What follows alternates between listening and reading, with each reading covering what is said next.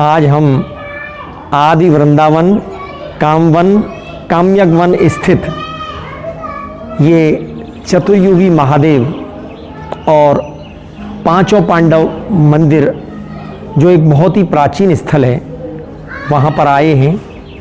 ये आप देखेंगे तो ये चतुर्युगी महादेव जो अपने 4 युग हैं, सतयुग, त्रेता, द्वापर और कलयुग, उन चारों युगों के 4 महादेवों का बहुत ही प्राचीन ये देवालय है, जहाँ आप देखेंगे कि चारों युगों के 4 महादेव जो हैं वो स्थापित हैं। वहाँ मैं आपको इनके बारे में बताऊं।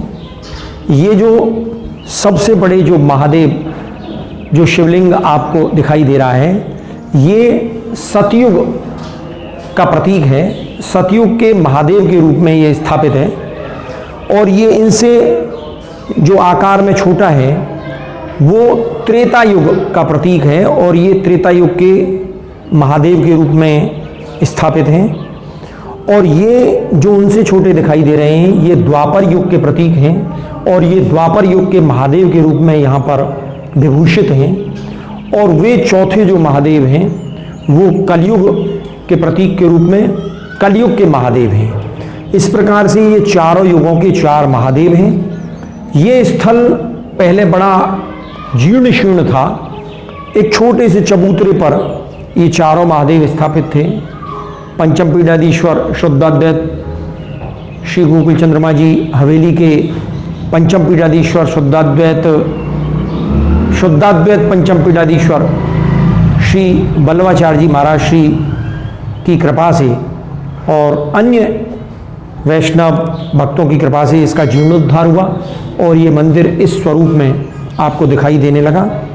बड़ा ही अद्भुत और अलौकिक स्थान है। प्रत्येक ब्रज परिक्रमार्थी यहाँ अवश्य आता है और चारों युगों के चतुर्युगी महादेवों के दर्शन कर उनके लिए अपने प्रणाम निवेदित कर उनके पूजा अर्चना करके अपने आप को कृतार्थ अनुभव करता है, अपने आप को धन्य अनुभव करता है। ये चारों युगी महादेव हैं, चतुर्युगी महादेव। इसके बाद हम जब चलते हैं तो ये आप देखेंगे ये पांचों पांडव मंदिर है। ये आप देखेंगे तो ये पांचों पांडव और छठे नारायण और इसके साथ साथ 12 भगवान और भूदेवी पृथ्वी देवी का बहुत ही प्राचीन और अलौकिक ये देवालय है। कामन का जो कामन महात्म्य जो कि नारायण भट्ट जी ने लिखा है ब्रज भक्ति विलास के अंतर्गत, वो कामन महात्म जो है वो 12 भगवान ने ही भूदेवी को सुनाया था। और ये आप देखेंगे तो बहुत ही अद्भुत और अलौकिक 12 भगवान का विग्रह है। जो प्रभु के बहुत सारे अवतार हुए हैं उनमें एक अवतार 12 भगवान के रूप में भी है। ये देखिए वाराह देव, ये 12 भगवान है शूकर के रूप में। और ये उस समय का प्रसंग है जब पृथ्वी को पाताल से निकालकर 12 भगवान लेकर आए थे। ये भूदेवी माने पृथ्वी माँ का स्वरूप है और यहाँ 12 भगवान भूदेवी को कामन महात्म का जो प्राचीन आख्यान है उसका वर्णन कर रहे हैं, कामन महात्म के बारे में बता रहे हैं। इधर आप देखेंगे तो देखिए ये पहले यहाँ पर पांचों पांडव, छठे नारायण, माता कुंती और द्रौपदी, इनके बहुत ही सुंदर विग्रह थे। कालांतर में उन विग्रहों की चोरी भी हो गई। ये आप देखेंगे तो ये द्रौपदी का प्राचीन विग्रह है। ये आप देखेंगे तो ये अर्जुन का प्राचीन विग्रह है। ये धनुष जो है अर्जुन के सुशोभित है। ये नकुल और ये सहदेव, ये माला जो है सहदेव के हैं। और ये पहले जो 12 भगवान का विग्रह था वो 12 विग्रह भगवान का विग्रह जो है वो कुछ आतताई चोर आए और उसे भग्न करके उसे चुरा कर ले गए। तो उसका जो कुछ यहाँ भग्नावशेष है वो ये 12 भगवान का विग्रह है। ये एक पुराना और विग्रह है। ये जब ये 12 भगवान का विग्रह खंडित हो गया तो भक्त सेवकों ने मिलकर ये बिल्कुल हूबहू उसी तरह का 12 भगवान का प्रतिभू स्वरूप विग्रह यहाँ पर विराजित किया। जो 12 भगवान पृथ्वी को पाताल में से निकाल कर के लेके आए थे और पृथ्वी को फिर कामवन महात्म की उन्होंने कथा सुनाई थी। ये जो काम्यक वन है इसके महात्म का वर्णन किया था। फिर उसके बाद पांचों पांडव मंदिर में जब प्राचीन वो विग्रह जो हैं वो नष्ट हो गई तो फिर भक्त सेवकों ने मिलकर ये पूरा पांडव परिवार, पांचों पांडव, इधर से आप देखेंगे तो शुरू से आप दिखाइए, ये माता कुंती हैं, पांडवों की माता कुंती, और इनके बगल में आप देखेंगे तो ये युधिष्ठिर हैं जो धर्मराज के रूप में विख्यात हैं, धर्म के प्रतीक हैं। ये भीम है, गदाधारी भीम, और इधर बीच में आप देखेंगे तो अर्जुन जो हैं जिनके हाथ में ये धनुष है, और इधर देखेंगे तो नकुल, और नकुल के बगल में आप देखेंगे तो वो माला लिए हुए सहदेव, और उसके बाद ये द्रौपदी देवी, इन पांडवों की भार्या जिसे पांचाली के नाम से भी जानते हैं, उन सब का यहाँ स्वरूप है। और ये राधा और कृष्ण का श्री विग्रह, पांचों पांडव और छठे नारायण। ये स्थल वो है जो महाभारत कालीन समय का हमें स्मरण कराता है। ऐसा कहते हैं कि अपने अज्ञातवास के समय पांडव इसी स्थल पर विराजित थे।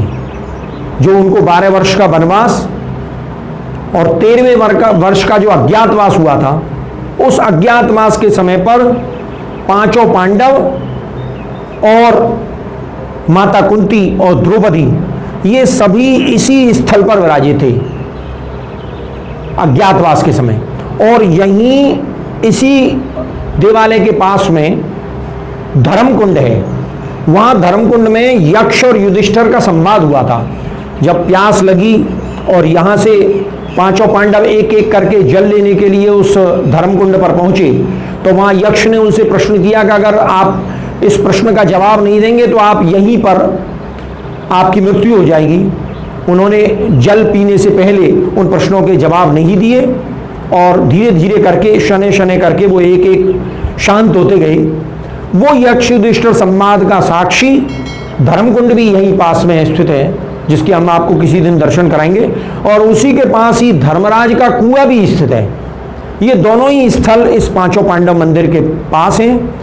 ये पांचों पांडव मंदिर, जिसे हमारे कामा के जो ब्रजभाषी लोग हैं वो पांचों पंडा भी कह देते हैं, पांचों पंडान को मंदिर, लेकिन वास्तव में ये पांचों पांडवों का मंदिर है। छठे नारायण उनका मंदिर है और बहुत ही प्राचीन स्थल है, जिसके दर्शन करके हम सब जो है अपने आप को बड़ा कृतार्थ अनुभव करते हैं। और ये उन्हें आप देखेंगे तो इनकी जो ये विग्रह है, ऐसा विग्रह आपको अन्यत्र दुर्लभ मिलेगा। एक जो विशेष बात है वो ये है कि इस इतने प्राचीन और इतने दुर्लभ देवालय की बड़ी भारी स्थिति जर्जर है। ये देवालय आप देखेंगे तो बहुत भव्य और विशाल होना चाहिए था, लेकिन आज स्थिति यह है कि इस देवालय का बड़ा भारी भग्न स्थिति है। इस देवालय का जगह जगह जीर्ण शीर्ण हो रहा है। इसमें बहुत अधिक निर्माण की आवश्यकता है, इसके पुनरुद्धार की आवश्यकता है, इसके पुनरुत्थान की आवश्यकता है। आप ये देखेंगे तो ये बहुत प्राचीन देवालय है, लेकिन ये देवालय धीरे धीरे नष्ट भ्रष्ट होता जा रहा है। यहाँ बड़ी भारी जीर्ण शीर्ण स्थिति है। तो आज कामवन के जो प्राचीन और अलौकिक लीला चिन्ह हैं और जो दुर्लभ स्थल हैं, उनके विकास, उनके जीर्णोद्धार की परम आवश्यकता है। तो हम भगवान बारहदेव और माता भूदेवी, पांचों पांडव और छठे नारायण से ये विनती करते हैं, प्रार्थना करते हैं कि इस मंदिर का शीघ्र जीर्णोद्धार हो और एक बार हम सब मिलकर जय घोष करेंगे। बोलो चतुर्युगी महादेव की जय, बोलो बारह भगवान की जय, भूदेवी माँ की जय, पांचों पांडवों की जय, छठे नारायण की जय। जय श्री कृष्ण।